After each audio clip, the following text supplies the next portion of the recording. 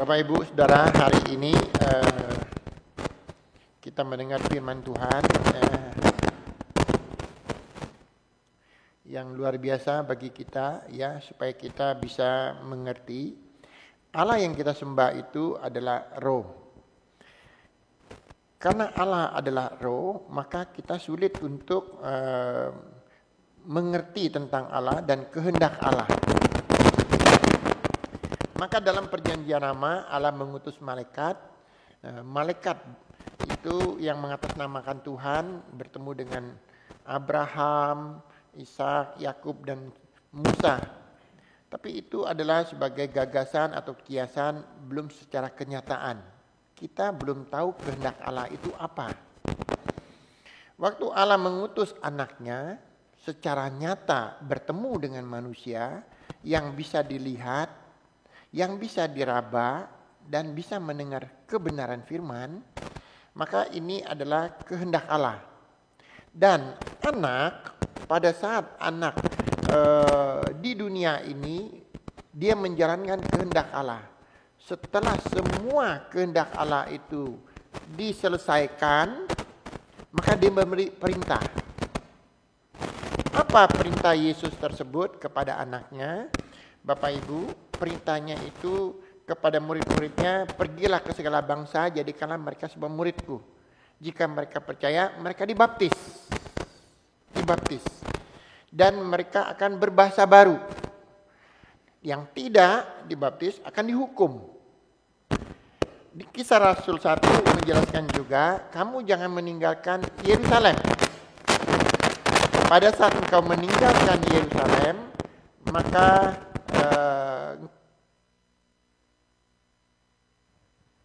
Bapak Ibu, kita harus tahu, maka Kisah Rasul 1 itu murid-murid tidak meninggalkan Yerusalem, mereka menunggu menerima Roh Kudus.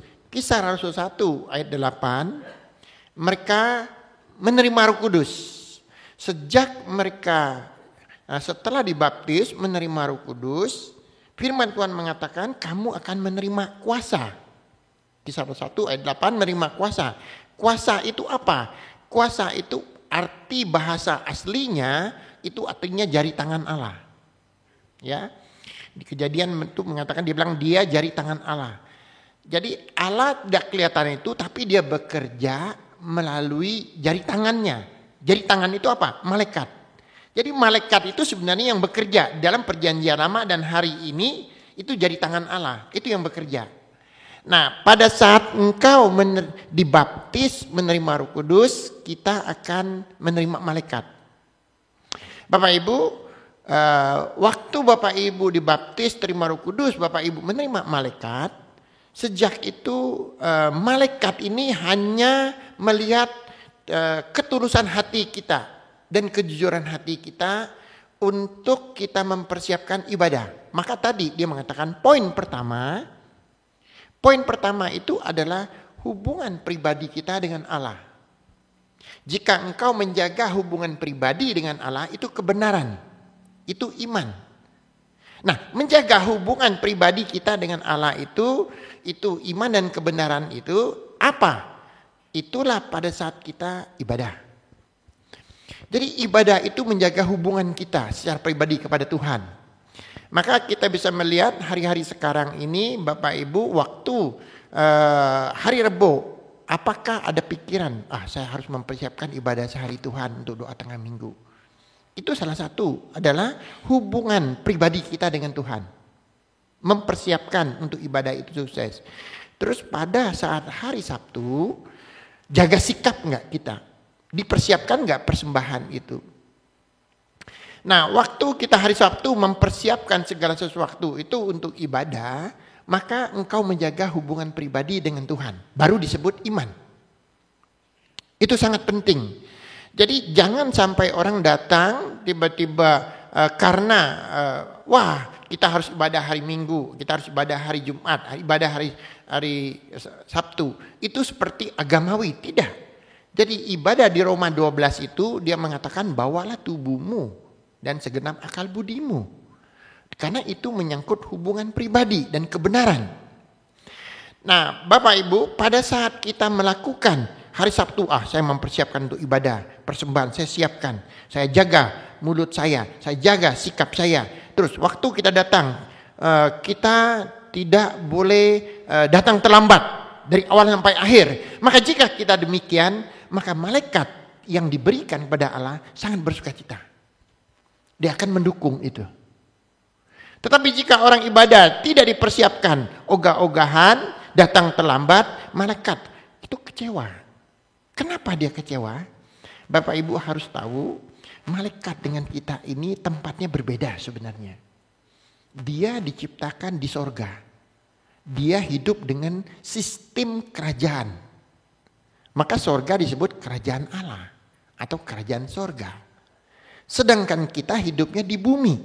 Di bumi beranak pinak. Ya. Jadi dengan hidup sembarangan sebenarnya. Sedangkan dia hidup di sorga, di kerajaan sorga. Dia warga negara kerja. Segala sesuatu itu tertib. Hidup kerajaan itu tertib nggak? Tertib. Ya. Jadi karena dia kebiasaan di sorga itu hidupnya tertib, dia hidup penuh dengan ketaatan dan ketulusan. Maka Bapak Ibu waktu menjaga setelah dibaptis, menerima Roh Kudus, menerima kuasa, Bapak Ibu pun ibadah harus demikian. Dengan tertib, dengan mempersiapkan. Nah, jika ada ketulusan, kejujuran, menghasilkan kemurnian, maka Tuhan ini bekerja.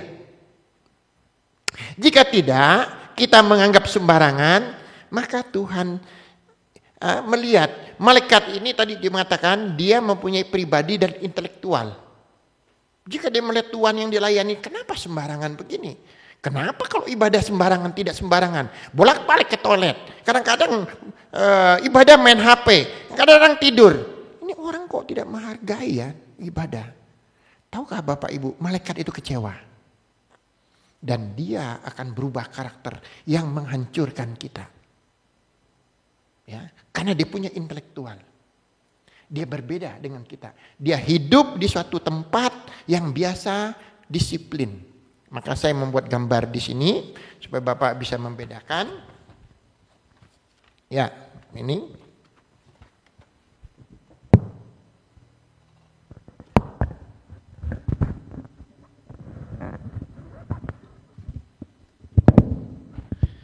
Ya, Bapak Ibu, kita lihat di sini ada ini sorga. Sorga ini hidupnya para malaikat.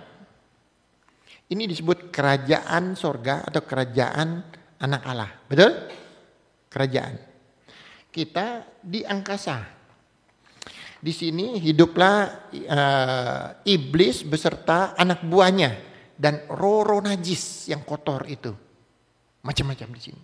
Jadi waktu dia datang kemari, dia mempunyai intelijensi, dia mempunyai cara dia. Maka untuk apa? Untuk menolong kita. Maka jika kita tulus, jujur mempersiapkan roh jiwa kita ibadah, maka dia akan mendukung kita terus. Itu poin yang pertama.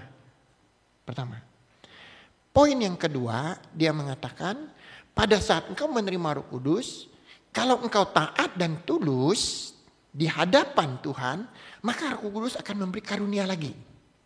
Karunia-karunia baru. Karunia apa? Untuk melayani, song leader, mengusir roh kotor, menyembuhkan. Dan itu karunia ditambahkan lagi kepada kita. Ya. Dalam sikap kita. Nah, maka ditambahkan lagi malaikat. Karena kita tulus dan jujur. Nah, kalau kita yang tidak, Bapak Ibu, kita berbeda dengan gereja lain. Mereka tidak mengerti, mereka berpikir ke gereja itu hanya hubungan moral etika. Tidak, ini ada faktor rohani yang bekerja sebenarnya. Beda, karena kita dipersiapkan untuk masuk kerajaan sorga. Nah, pada saat Bapak Ibu poin pertama sudah menjalankan cara hidup yang sangat rohani yang dituntun oleh Roh Kudus dan malaikat bekerja.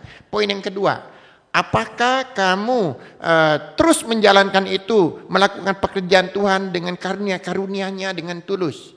Tetapi jika kita tidak, kita menganggap ini sembarangan ibadah, sama dengan gereja lain, kita tidak mempergunakan karunia Roh Kudus, tidak berdoa sembarangan, Bapak Ibu, tahukah satu malaikat yang diberikan kepada kita waktu dibaptis itu dia berubah. Dia berubah karena dia melihat, aduh Tuhan saya yang saya ikutin ini, saya jijik dengan sifatnya. Kalau datang ke gereja terlambat melulu, tidak ada persiapan melulu, dan pelit melulu, main HP melulu, bertidur melulu, dia sebel. Tahukah Bapak Ibu? Dan roh malaikat ini akan berubah menjadi roh penyesat. Ya, Bapak Ibu, ini sangat berbahaya. Roh najis dengan roh penyesat itu berbeda. Roh penyesat itu malaikat. Ya, roh najis itu roh orang mati. Nah, jika demikian apa yang terjadi dalam kehidupan rohani kita? Nah, ini saya bikin gambar lagi. Pada saat orang dibaptis menerima Roh Kudus, dia menerima satu malaikat ini. Satu malaikat ini. Nah, kalau dia melayani terus dengan karunia-karunia, dengan tulus dan kejujuran terus, maka ditambahkan malaikat lagi. Jadi ada dua malaikat dia. Kalau dia terus lagi, ditambahkan lagi, bahkan lebih banyak. Bapak Ibu Saudara yang saya kasih, dalam pelayanan saya banyak ditolong oleh para malaikat, sangat banyak. Saya bisa melihat pekerjaan malaikat di sekitar saya, dan saya bersyukur juga anak-anak saya pun saya sudah melihat. Seperti dulu mungkin kalian sudah tahu, Deo itu ditabrak mobil mungkin ya, bisa mental 3 meter lebih, jatuh ke tukang ojeknya melorot, nabrak tembok, kepalanya pecah, mati di tempat. Justru Deo saya yang ditabrak di belakangnya, ojek itu nggak ada masalah. Itu pertolongan malaikat. Ya, terus waktu itu dia ditangkap oleh orang sekitarnya, ada satu orang sebagai bukti saksinya, karena dia mau bawa ke kepolisian, karena yang nabrak kabur. Nah, nanti kalau ketahuan ini mungkin nanti orang tuanya bisa diperes, ya karena ini tukang ojek. Tapi ada seorang tenaga yang kuat tiba-tiba datang dengan otoritas dan wibawa, dia seret anak saya, dibawa pergi, kabur, ditaruhin ke rumah. Nah, dan sampai hari ini yang nolong itu nggak tahu siapa. Nah, itu pasti malaikat. Ya. Yang kedua mungkin anak saya si Julio itu pernah diculik orang, saya juga nggak tahu. Dia waktu itu saya nggak tahu umur berapa ya itu Jul. Umur berapa Julio? Udah nggak ingat, kalau nggak salah mungkin kelas 4 kali ya, kelas 5, karena dia baru dapat hadiah HP dari mamanya karena kenaikan. Diculik orang hilang. Ya, mungkin sore pulang itu jam 10 malam, saya sudah sempat ngelapor polisi dan security. Ya. Nah, dia diantar tukang roti. Saya tahu itu pasti malaikat menolong dia. Ya. Nggak tahu, dia pun nggak tahu tempatnya di mana. Di hutan mana ditaruhin.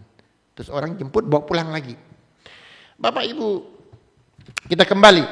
Bapak Ibu, jika Bapak Ibu melayani Tuhan, tadi yang dikatakan di Matius 18 ayat 10 itu, setiap anak-anak orang kudus ada malaikat. Jangan main-main, itu yang menjaga dia. Nah, ini yang tulus taat, malaikatnya ditambahkan. Tetapi yang tidak sungguh-sungguh, dia selalu memikirkan harta duniawi, datang ibadah, selalu pikiran itu duniawi. Perkara rohani disepelekan, tapi dia menjalankan rutinitas secara agamawi ke gereja. Malaikat yang ditebut, malaikat yang menolong dia itu berubah menjadi roh penyesat. Dan dia tidak ada lagi malaikat penolong dia. Dan orang ini makin lama makin jahat. Makin jahat. Sifatnya makin jahat. Ya. Makin berbahaya. Dan tahukah Bapak Ibu, musuh dia adalah malaikat dia sendiri. Ya, musuh dia adalah malaikat dia sendiri, bukan orang lain nanti. Dan malaikat inilah yang suruh roh najis masuk, mengganggu dia. Dia tidak ada penolong lagi. Bapak Ibu, ini ketetapan untuk orang benar. Nah, kita akan masuk ke cerita yang sesungguhnya yang tadi dijelaskan.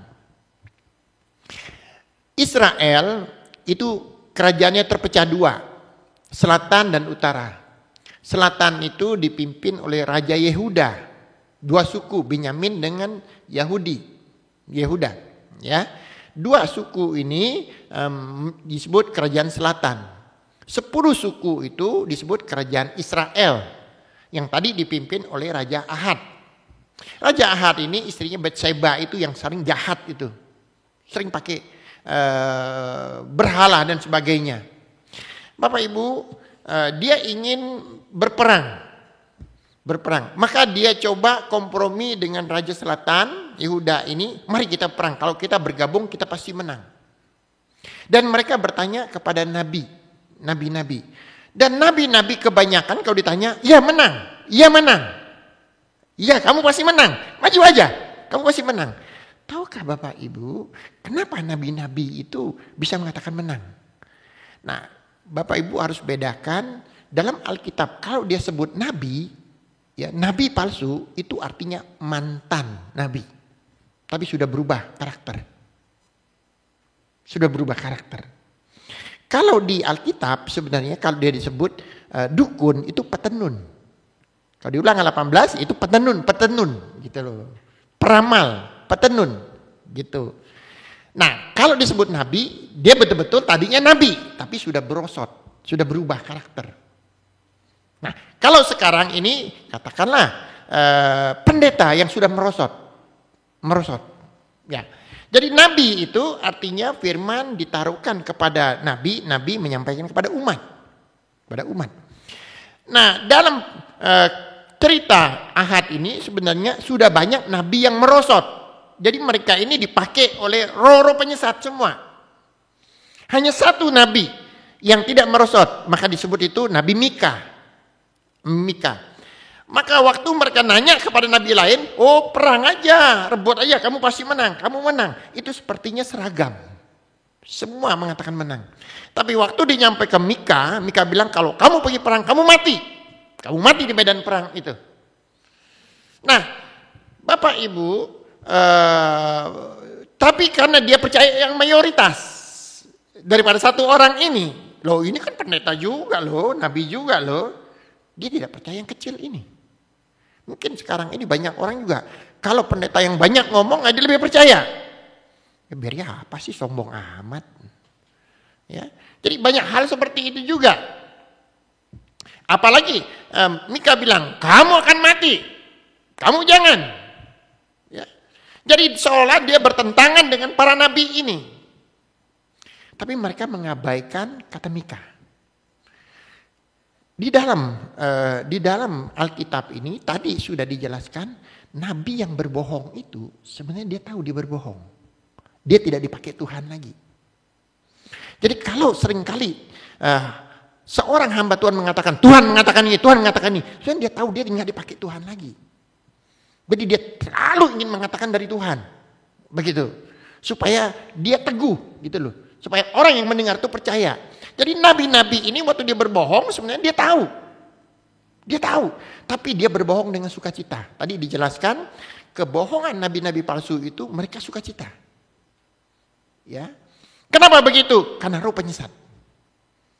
Bapak Ibu, roh penyesat bisa membuat orang itu sukacita dengan kejahatan tersebut. Ya. Ini kita harus hati sebagai anak Tuhan. Nah, kita membaca ini, tiba-tiba malaikat itu mengatakan, jadi setiap kejadian perang atau perperangan dalam rohani, itu sebenarnya ada malaikat yang berperan. Perang dalam negara, itu sebenarnya Tuhan pasti tanya malaikat-malaikat ini bagaimana. Begitu juga sebenarnya dalam pelayanan kita keluar kota, setiap kita keluar kota itu sebenarnya banyak hal perperangan rohani yang tidak bisa dilihat dengan mata kasat mata. Jadi di mana Beria mau masuk ke seluruh kota itu selalu masalah banyak, ribut banyak. Karena ada suatu perperangan. Ya. Nah untuk itu kenapa saya bilang kalau saya keluar kota kalian harus banyak mendukung juga.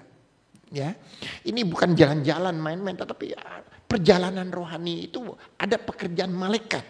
Ya, nah kita melihat di sini bagaimana malaikat yang tadinya mendukung Raja Ahad ini, justru dia bilang kepada Tuhan, Tuhan, biar saya keluar dari sebagai malaikat penolong yang kudus ini untuk menjadi malaikat pendusta. Saya akan masuk ke nabi-nabi itu berbohong supaya mereka semua berbohong, sehati, sepikiran, sepakat. Hati-hati. Jadi sebenarnya yang mencelakakan Nabi Raja Ahad itu siapa? Malaikat dia sendiri yang mencelakakan. Maka tadi dia sebenarnya waktu perang itu dia tukar, dia bukan raja, ada raja yang lain, ya. Tapi karena orang mana sembarangan, maka dia yang mati. Raja Ahad itu mati, ya. Coba kita melihat 1 Raja-Raja 19 ayat 19 sampai 22. 1 Raja-Raja 19. 1 Raja-Raja 22 ayat 19 sampai 22, maaf.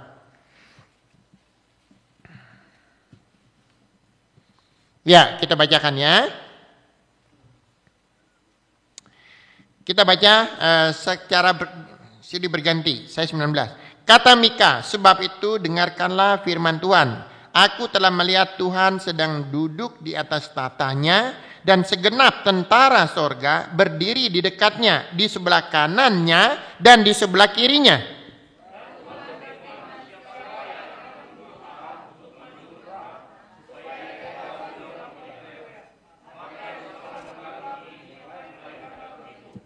Kemudian tampillah suatu roh, lalu berdiri di hadapan Tuhan.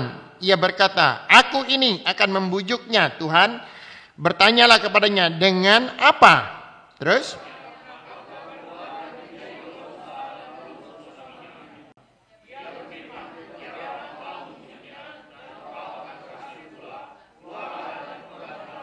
Ayat 23 sama-sama. Karena itu sungguhlah Tuhan telah menaruh roh dusta ke dalam mulut semua nabi itu, sebab Tuhan telah menetapkan untuk menimpakan malapetaka kepadamu. Jadi Tuhan menetapkan malapetaka. Jadi malaikat itu keluar sebagai pengawal, dia berubah menjadi roh penyesat. Ya, maka dia bohongin nabi itu. Bapak Ibu Saudara yang saya kasihi, jadi seseorang melayani Tuhan tadi dibutuhkan dalam sikap ibadah, dalam dia melayani Tuhan, dia harus ada 2 sifat. Ya, 2 sifat, jujur dan tulus. Sifat apa? Jika engkau jujur dan tulus, terus, maka menghasilkan kemurnian. Kemurnian, seperti emas dibakar terus akan makin murni. Setelah engkau murni di hadapan Tuhan, Tuhan tambahin malaikat 1 lagi. Ya. Bapak Ibu, tapi waktu engkau mendapat malaikat, engkau ibadah melayani Tuhan tidak murni di hadapan Tuhan, tidak ada ketulusan, tidak ada kejujuran, engkau semau-mau engkau, hati-hati. Yang ada malaikat bukan ditambahkan, bahkan keluar sebagai penolong menjadi roh penyesat. Engkau akan berurusan dengan malaikat tersebut. Bapak Ibu Saudara yang saya kasihi, malaikat itu mempunyai suatu hierarki. Malaikat itu mempunyai suatu hierarki. Ya, jadi ada penghulu dan sebagainya. Tahukah Bapak Ibu, sebenarnya pada saat kita tadi poin pertama kita ibadah itu mengandung janji dan iman, itu sangat penting bagi kita sebenarnya. Jadi waktu ibadah itu jangan pernah kita takut dan malu-malu untuk menyatakan saya mau ibadah hari Tuhan. Kalau ditanya orang, kemana? Keren banget. Saya mau ibadah. Di mana ibadahnya? Oh, di sana ibadahnya di Beria, di Tangerang. Mengaku Yesus bangkit. Saya ibadah mengaku Yesus bangkit. Jadi harus benar. Saya lapar dan miskin untuk makan firman Tuhan. Bukankah kemarin kita belajar di hari Kamis, yaitu Matius 5 ayat 1 sampai 3, berbahagialah orang yang miskin di hadapan Tuhan. Betul kan begitu? Dialah yang berhak menerima kerajaan surga. Miskin itu artinya engkau butuh bantuan, engkau butuh makanan, engkau kosong dan hampa. Kita sudah belajar hari Kamis. Maka pada saat engkau ibadah, engkau sungguh-sungguh gak mendengar firman Tuhan itu? Apa engkau main HP? Engkau tidur? Maka orang seperti itu dia tidak mendapat makanan roh jiwanya. Dia tidak lapar, tidak miskin. Orang demikian tidak bisa menerima berkat. Sebenarnya poin pertama gagal. Hati-hati engkau. Jika demikian, malaikat melihat engkau terus-terusan begitu, dia akan jijik. Dia akan jijik. Karena dia telah meninggalkan negaranya, kerajaannya. Tahukah Bapak Ibu, waktu diutus meninggalkan negaranya, dia masuk ke angkasa yang kotor ini untuk mendukung kita. Tapi karena engkau yang demikian, maka dia jijik. Maka dia berubah. Sekalian aja lah rusak-rusakan. Hati-hati, karena dia punya daya intelektual, emosi dan perasaan malaikat itu. Ya, mari kita baca. Markus 8. Markus 8.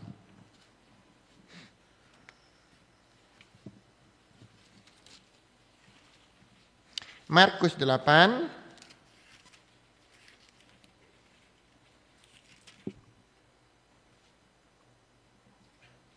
ayat 38. Saya bacakan ya. Sebab barang siapa malu karena aku dan karena perkataanku di tengah-tengah angkatan yang tidak setia dan berdosa ini, Anak Manusia pun akan malu kepada orang itu apabila ia datang kelak dalam kemuliaan Bapanya diiringin malaikat-malaikat kudus. Sebab barang siapa malu karena aku, jadi orang ibadah itu karena Yesus bangkit. Tapi dia malu di angkatan yang jahat. Jadi orang yang ngajak tidak ibadah itu siapa? Orang yang angkatan yang jahat zaman ini. Ayo ibadah, wah mendingan kita makan-makan yuk, janji. Kita kan ada reuni, ada teman saudara nih mau kumpul. Engkau bersekutu dengan angkatan yang jahat di dunia ini. Daripada ingin ketemu Yesus, engkau malu. Saya mengaku Yesus bangkit. Hati-hati. Yang seperti ini malaikat cepat berubah. Ya. Jadi ibadah itu adalah orang yang mengaku Yesus bangkit, orang yang bertemu dengan Yesus. Bisa nangkap di sini? Kalian malu? Kalau orang tanya, mau kemana hari Tuhan? Jawabnya apa? Kalau kalian malu, Tuhan akan malu di hadapan malaikatnya. Ya. Terus dia mengatakan apa di sini? Sebab barang siapa malu karena aku, karena Yesus bangkit. Ya. Karena perkataanku di tengah-tengah tan. Karena perkataanku, engkau datang ibadah. Mendengar apa? Perkataan Yesus. Firman Yesus untuk makanan roh jiwa kita. Jadi, ngapain kamu? Hari ini saya mau ibadah, mengaku Yesus bangkit. Dan hari ini saya ingin mendengar apa yang dikatakan Yesus. Firman itu untuk roh jiwa saya. Demikianlah kau bersaksi di hadapan orang angkatan jahat ini. Maka Yesus pun bersaksi di hadapan malaikatnya. Ini anakku. Engkau malu, maka Yesus pun akan malu. Bapak Ibu Saudara yang saya kasih, malaikat ini dia waktu dia di sorga, dia diciptakan di sorga, mereka sudah mempunyai tugas-tugas, ya, ada hierarkinya apa yang mereka lakukan, pekerjaan apa yang mereka lakukan, seperti di kerajaan itu sudah teratur. Ada yang bagian pembersihan, ada yang ngurus meja makan, ada yang ngurus minum, kita sudah tahu itu semua rapi. Jadi ada yang bagian tentara, perang dan sebagainya. Jadi malaikat-malaikat di sorga itu sangat teratur dan rapi. Nah, waktu mereka dihusus untuk bagian pengawalan kepada kita, Bapak Ibu, jadi sebenarnya dia tidak tahu planning Allah itu seperti apa. Yang dari angkasa ini dibawa ke sorga, terus di sorga itu planningnya itu apa dia nggak ngerti. Itu malaikat tuh nggak ngerti sebenarnya. Dia nggak tahu apa-apa. Dia bukannya serba hebat. Yang tahu planning Allah dan anak itu sekarang ini siapa? Roh Kudus. Yang tahu siapa? Roh Kudus. Jadi yang tahu planning Allah manusia di angkasa ini ya diberi malaikat dan karunia itu tujuannya apa? Malaikat itu nggak tahu, dia nggak tahu. Jadi yang tahu itu semua Roh Kudus. Maka jika seseorang itu pengajar, seorang hamba Tuhan yang ditabiskan waktu dia mengajar gambar kehendak Allah, ya malaikat yang di tempat kita dia dengar juga belajar. Oh gitu ya planningnya ya. Oh gitu ya. Jadi tahukah Bapak Ibu pada saat seseorang ngajar gambar kehendak Allah, sebenarnya malaikat kita pun belajar. Dia mendengar, oh gitu. Karena dia sendiri tidak tahu planning Allah itu. Maka tadi pagi saya mengatakan, saya ketemu dengan Profesor Chun. Dia Direktur Akademi Beria. Tahukah dia mengatakan apa? Dia direktur itu kurang lebih sekitar, saya lupa, mungkin 30 tahun mungkin sebagai direktur. 30 tahun. Tapi selama 30 tahun dia mendengar pengajaran gambar kehendak Allah itu, dia mendengar pengajaran itu 100 kali dan mencapai 270 kali. Dan dia mengatakan setiap katanya itu, dia maknanya itu ditangkap berbeda. Dia tidak pernah bosan. Maka saya hari-hari ini saya pernah dengar orang Beria, udah sekali gambar Allah dia bosan, saya bingung gitu loh. Dari mana dia bisa bosan begitu? Itu direktur loh Akademi Beria. Yang mendengar 200 kali lebih, dia tidak pernah bosan. Karena itu dari Roh Kudus. Dan malaikat pun belajar. Ikut belajar pengajaran itu. Maka Bapak Ibu ingin ke sorga, kerajaan sorga. Kenapa tidak sungguh-sungguh belajar itu? Saya sendiri membaca buku itu mungkin sudah 20, mungkin 30 kali. Dan mengajar itu mungkin lebih daripada itu. Saya tidak pernah bosan. Malaikat itu belajar. Tahukah Bapak Ibu? Dari mana belajar? Pada saat orang dipenuhi inspirasi daripada Roh Kudus, dia ngajar. Ya, coba kita lihat yuk. 1 Petrus 1. 1 Petrus 1.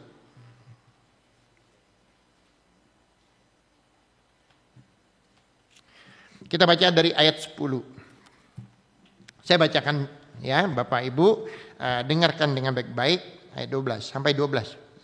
Keselamatan itulah yang diselidiki dan diteliti oleh nabi-nabi yang telah bernubuat tentang kasih karunia yang ditunjuk, yang diuntukkan bagimu. Jadi sebenarnya nabi-nabi ini belum menerima kasih karunia dari Roh Kudus. Karena mereka belum menerima Roh Kudus. Mereka maka diurapi pakai minyak. Mereka belum. Ya. Dan mereka merindukan untuk menerima Roh Kudus dan karunia-Nya. Sekarang ini kita sudah menerima Roh Kudus dan karunia-Nya. Kok kenapa tidak merindukan? Nabi itu merindukan, itu sungguh merindukan. Ayat 11. Dan mereka meneliti saat yang mana dan bagaimana yang dimaksudkan oleh Roh Kristus yang ada di dalam mereka, yaitu Roh yang sebelumnya memberi kesaksian tentang segala penderitaan akan menimpa Kristus, tentang segala kemuliaan yang menyusul sesudah itu. Artinya Roh Kristus itu, waktu kita membaca firman Tuhan, maka dari situlah kita tahu penderitaan Yesus. Ayat 12, lihat ayatnya. Kepada mereka telah dinyatakan bahwa mereka bukan melayani diri mereka sendiri, tapi melayani kamu. Jadi kata mereka di sini menunjukkan kepada malaikat. Ya. Tetapi melayani kamu dengan segala sesuatu yang telah diberitakan sekarang kepada kamu dengan perantaran mereka oleh Roh Kudus. Perantaran mereka oleh Roh Kudus. Artinya seseorang memberitakan gambar hendak Allah dengan inspirasi Roh Kudus. Bisa mengerti gak itu? Oleh Roh Kudus. Terus yang diutus dari sorga menyampaikan berita Injil kepada kamu, yaitu hal-hal yang ingin diketahui oleh malaikat-malaikat. Jadi malaikat juga ingin tahu berita Injil itu, berita gambar kehendak Allah itu. Dia sungguh menikmati. Maka jika orang sudah menerima Roh Kudus, waktu firman Tuhan disampaikan, gambar hendak Allah dipajarkan, maka dia tidak semangat. Itu malaikat kesal. Saya aja sukacita mendengarnya. Wah, ini berita baru untuk saya. Saya sukacita. Kenapa ini kok tidur? Malas. Hati-hati engkau. Ya, jika sudah dipandang jijik oleh Allah, dipandang jijik, ya, maka malaikat yang ada padamu berubah. Ya, engkau akan sama diperlakukan seperti Raja Ahad itu, mati, binasa. Ya, syukur-syukur rohnya selamat. Di 1 Korintus 5 ayat 5 itu mengatakan tubuhnya dibiarin nanti binasa. Mungkin dibiarin. Tapi rohnya selamat. Atau dua-duanya hilang keselamatan itu. Hati-hati dulu ya. Itu di Roma 1 ayat 28 sampai 32 itu nanti catat baca aja. Ya. Jika Allah sudah memandang jijik, dia biarin aja engkau rusak seterusnya. Bapak Ibu Saudara yang saya kasihi, ini sangat penting untuk kehidupan rohani kita supaya kita jangan sampai ditipui oleh roh penyesat dan ilah-ilah zaman. Tadi saya sudah menjelaskan sejak seseorang menerima Roh Kudus, dia menerima malaikat untuk menuntun dia. Bapak Ibu harus menjaga, bekerja sama untuk mempertahankan malaikat ini dengan kejujuran dan ketulusan. Dan jika Bapak Ibu aktif dalam pemberitaan firman, melayani, maka jika engkau dianggap murni, maka engkau akan diberi malaikat. Satu lagi. Ya. Maka saya mengatakan kepada orang Berea, saya menasehatkan dengan jujur, kita orang Berea jangan sering lebay-lebay, tidak baik. Ada orang itu sering lebay-lebay, tidak ada ayatnya dipakai-pakai, gitu tidak boleh. Karena malaikat akan jijik nanti. Ya. Maka engkau akan tukang lebay nanti, tukang bohong terus nanti, lebay terus. Jangan, apa adanya, apa yang tertulis itu aja. Ya. Enggak boleh ditambah-tambahkan supaya kita kelihatan menaksirkan ayat yang berlebihan, itu tidak boleh. Ya. Nanti orang yang lumpuh dibangkitkan Yesus mengatakan engkau lumpuh ekonomi, engkau akan dibangkit. Nah, itu lebay-lebay begitu, hati-hati. Itu tidak boleh, enggak usah. Enggak, bukan itu maknanya. Ya. Tuhan paling tidak suka. Apa yang ada itulah yang kita katakan sebagai orang Berea. Bapak Ibu Saudara yang saya kasihi, ciri-ciri terjadinya seseorang itu hilang keselamatan itu seperti apa? Pertama, dia harus murtad dulu. Murtad. Setelah dia murtad, maka dia akan dipakai oleh iblis menjadi durhaka.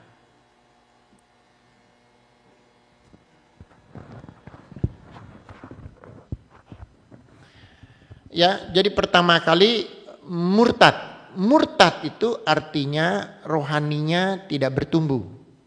Seseorang kalau dia di Berea, dia tidak ada pertumbuhan rohani, tidak ada sama sekali respon, hanya datang. Pulang. Ibadah enggak? Ibadah. Datang lagi minggu depan. Pulang. Hati-hati, engkau tidak ada respon untuk memberitakan firman, untuk mengambil bagian pekerjaan. Lama-lama engkau akan menjadi murtad. Nah, murtad di sini bukan dari posisi agama lain. Murtad di sini artinya rohani kamu tidak bertumbuh. Ya, stagna. Engkau jalan di tempat.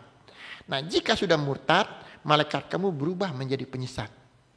Nah, jika sudah berubah penyesat, maka iblis akan menambahkan kepada kamu hikmatnya dari iblis. Maka engkau akan jadi durhaka. Engkau akan melawan nanti. Melawan kebenaran. Ini sangat berbahaya. Ya, coba kita lihat yuk. Supaya kita bisa berjaga-jaga ya. 2 Tesalonika 2.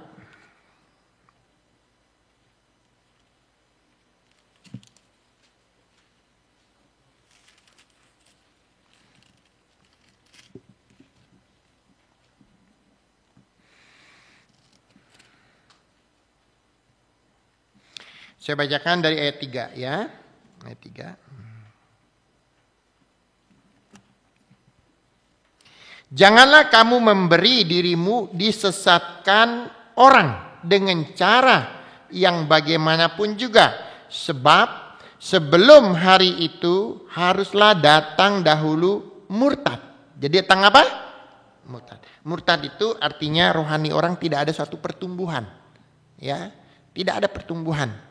Menganggap biasa aja. Kalau ditanya apa bedanya, beda sama aja. Kamu beda sama aja, sama aja. Itu sudah mungkin sudah murtad itu. Artinya dia tidak mengerti sama sekali kebenaran. Ya. Dan harus dia bilang murtad dan haruslah dinyatakan dahulu manusia durhaka. Jadi yang harus dibinasakan. Jadi ingat, setelah dia murtad baru durhaka. Kata durhaka di Alkitab itu melawan.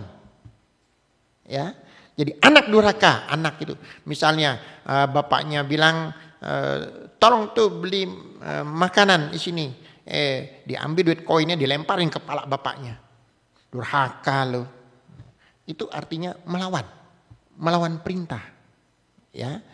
Nah, kenapa dia jadi demikian? Dia bisa melawan perintah, melawan Tuhan. Dia sudah kategori durhaka. Jadi durhaka dengan murtad dua hal yang berbeda. Durhaka itu di Ibrani 10 dia mengatakan mereka itu akan dihukum Tuhan langsung. Kalau murtad masih ada keselamatan, tapi tubuhnya dibinasakan, tubuhnya dibiarkan mengendap penyakit dari iblis. Jadi berbeda, ya. Nah, yang durhaka ini hati-hati kita. Itu semua sebenarnya awalnya karena tidak ada satu pertumbuhan rohani.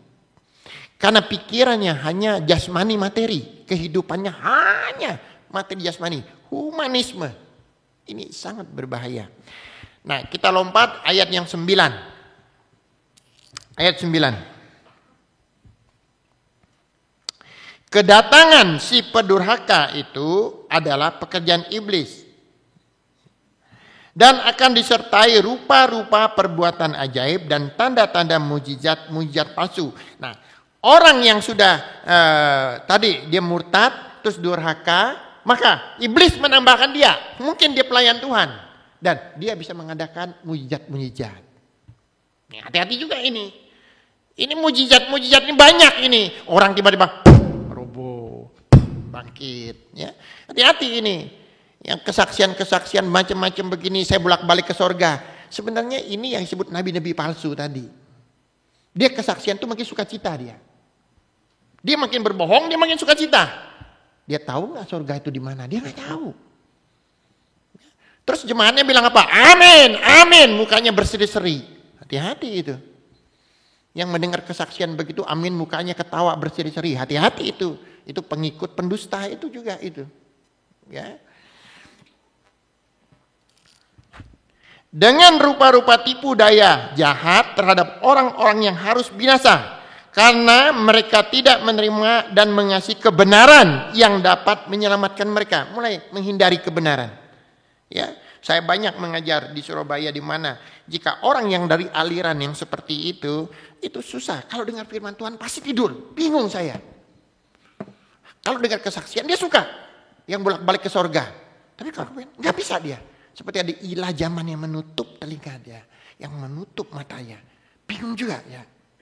Ya. Serba susah kalau saya di seminar ada jemaat ngajak. Ya, kalau ada orang-orang yang pengikut pendurhaka yang sudah dikotori begitu ya. Kalau saya keras, jemaat kita yang tersinggung. Kalau saya lembutin, dia bisa mempengaruhi jemaat kita ngobrol. Aduh, itu paling susah hati kita. Ya, paling susah sebagai seorang pengajar, kita tahu ini orang sudah dipakai oleh ilah-ilah zaman, udah dirusak begitu. Tapi bagaimana ya caranya itu ya? Kita keras jemaat kita tersinggung. Begitu loh. Ya. Tapi kalau kita nggak keras, dia berisik terus itu. Berisik terus ganggu. Bahkan yang orang-orang kita bisa diseret sama dia. Ya. Ayat 11. Dan itulah sebabnya Allah mendatangkan kesesatan atas mereka yang menyebabkan mereka percaya akan dusta.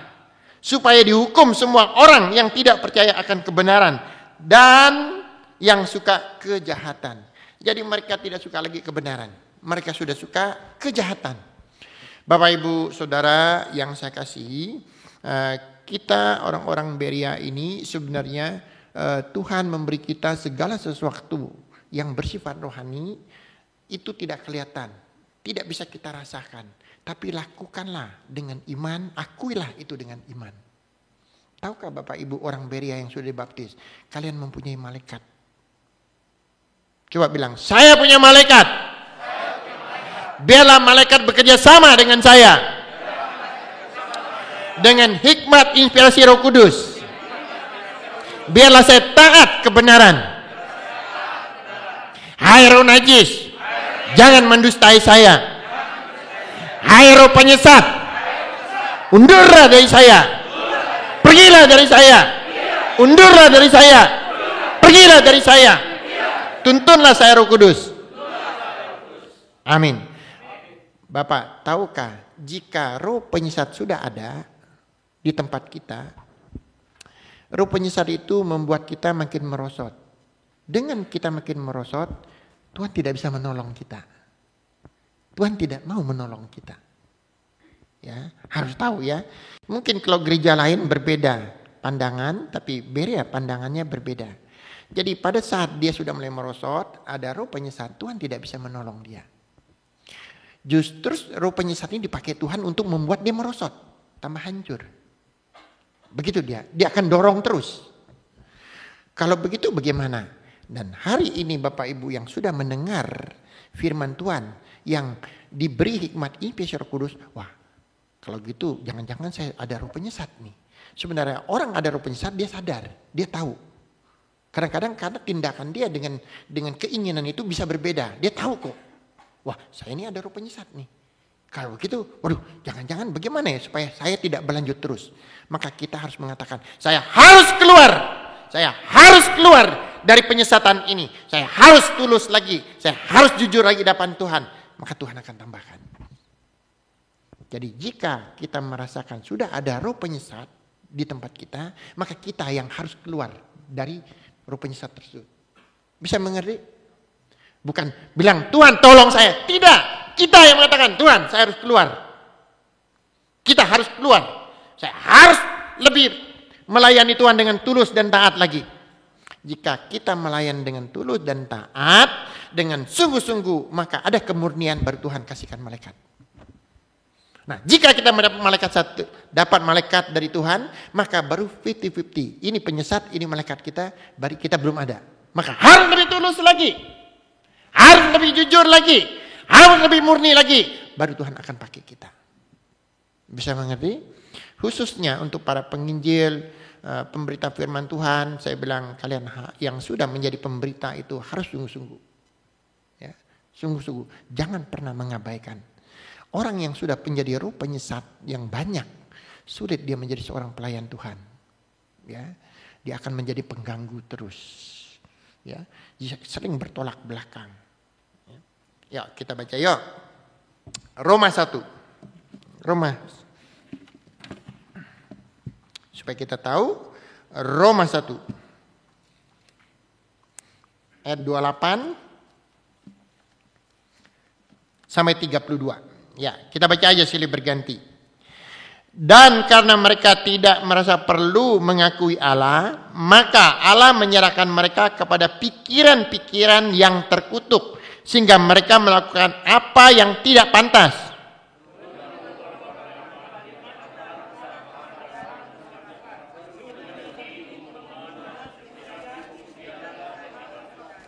Mereka adalah pengumpat, pemfitnah, pembenci Allah, kurang ajar, congkak, sombong, pandai dalam kejahatan, tidak taat kepada orang tua.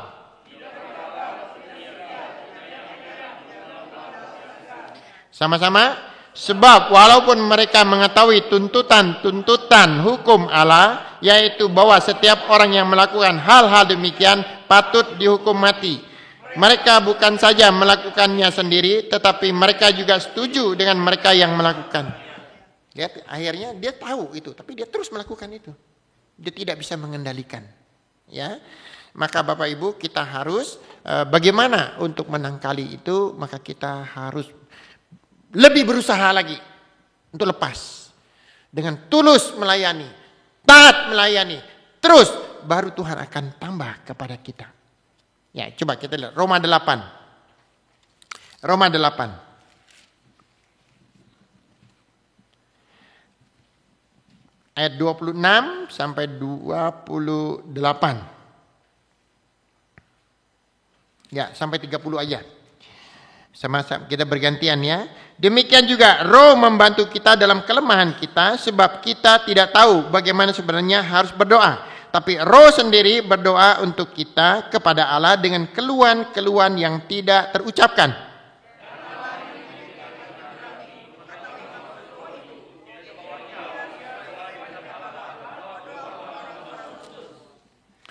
Kita tahu sekarang bahwa Allah turut bekerja dalam segala sesuatu untuk mendatangkan kebaikan bagi mereka yang mengasihi Dia, Jadi kalau Bapak Ibu tahu, Bapak harus kembali lagi mengasihi dia sungguh-sungguh dan Roh Kudus akan mendukung.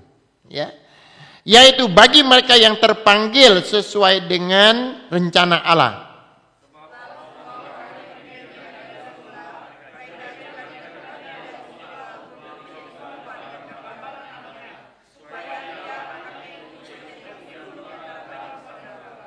Sama-sama. Dan mereka ditentukannya dari semula, mereka itu juga dipanggilnya. Dan mereka yang dipanggilnya, mereka itu juga dibenarkannya. Mereka yang dibenarkannya, mereka juga yang dimuliakannya. Maka Bapak Ibu, pada saat kita menyadari, oh ya mungkin saya ada ruh penyesat ini. Saya sudah beda. Maka merosot, Bapak Ibu harus berdoa lebih banyak. Maka saya anjurkan doa tengah minggu itu, tapi saya sudah melihat kalau doa tengah minggu ya, luar biasa atmosfernya, bagus sekali dibanding beberapa sebelum COVID itu. Ya, bukan searti saya bersyukur COVID ya, bukan. Tapi sebelum COVID itu sepertinya orang doanya itu ya istilah saya lah ya, istilah saya seperti perawan kentut gitu. Ya, keprit-keprit doanya. Tapi sekarang doanya wow, meledak-ledak. Itu sangat bagus ya. Saya harap doa itu jika demikian maka malaikat melihat cara doanya begitu, Roh Kudus melihat dengan tulus, maka dia akan memberikan malaikat untuk kita. Amin. Kita harus menghadapi keadaan sekarang ini, kita harus lebih sungguh-sungguh. Kalau tidak kita akan terbuang. Ya, kita melihat keadaan sekarang ini, kehidupan rohani makin rusak dan makin rusak. Bapak bisa melihat sekitar kita, ya, bagian merusak dan kita melihat berita Injil kebenaran itu untuk mendapat kemurnian itu sudah sulit sekarang. Kadang-kadang orang bicara hanya satu ayat dia ngelantur kemana-mana, bicaranya ke ekonomi sampai ke COVID, ya, bahkan tidak ada ayat. Bapak Ibu kita di sini semua ada gambar kehendak Allah, tidak keluar dari gambar kehendak Allah. Ya, nah tetapi di sini dia mengatakan jaga ketulusan dan kejujuran kita dalam sikap ibadah, dalam sikap iman kita. Jangan sampai malaikat itu berubah karena dia adalah kehidupan warga negara surga, kerjaan surga yang penuh disiplin. Jangan kita membawa dia dengan cara hidup kita yang tidak disiplin ini. Tadi kita sudah dengar dia punya intelektual, dia punya emosi, dia punya perasaan. Maka jika itu terusik maka dia berubah. Dia sendiri yang berubah. Ya. Kiranya damai sejahtera menyertai kita semuanya.